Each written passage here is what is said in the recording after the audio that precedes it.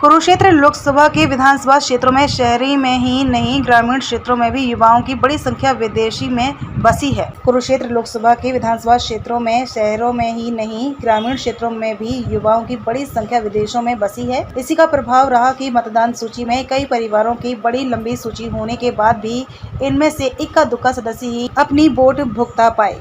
इस बार लोकसभा चुनाव में 17,94,300 मतदाताओं में से 12,24,001 ने मतदान में हिस्सा लिया है। लोकसभा के 9 हलकों में थाने स्तर में सबसे कम 62.1% मतदान हुआ है। इस विधानसभा क्षेत्र व इसके साथ लगते लाडवा, शाहबाद और पेहोबा क्षेत्र में भी कई गांव ऐसे हैं जहां के ज्यादातर युवा विदेशों में जा बसे हैं। ऐसे में वह मतदान में हिस्सा नहीं ले सके। हुंडीर में भी कम मतदान के पीछे युवाओं के विदेश में होना एक बड़ा कारण माना जा रहा है। मतदान में गांव मथाना निवासी रवि के परिवार के 12 सदस्य विदेश में रहने के चलते हिस्सा नहीं ले सके हैं। उनके 2 चाचा, उनकी पत्नी और दूसरे चाचा का बेटा व उसकी पत्नी और एक बेटा विदेश में है। ऑस्ट्रेलिया, कनाडा और अमेरिका में बसे इन मथाना वासियों में से कोई वहां जॉब तो कोई अपना कारोबार तो कोई पढ़ाई कर रहा है।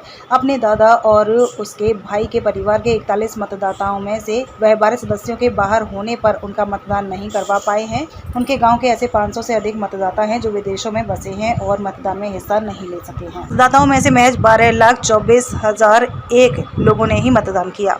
गांव अभिमन्युपुर के रघुवीर चौहान ने बताया कि उनके परिवार और मोहल्ले से ही 20 से अधिक युवा विदेश में हैं। कुछ वर्षों पहले पंजाब के लोगों में विदेश जाने का क्रेज था। पिछले कुछ दिनों से हरियाणा के युवाओं में विदेश जाने का क्रेज है।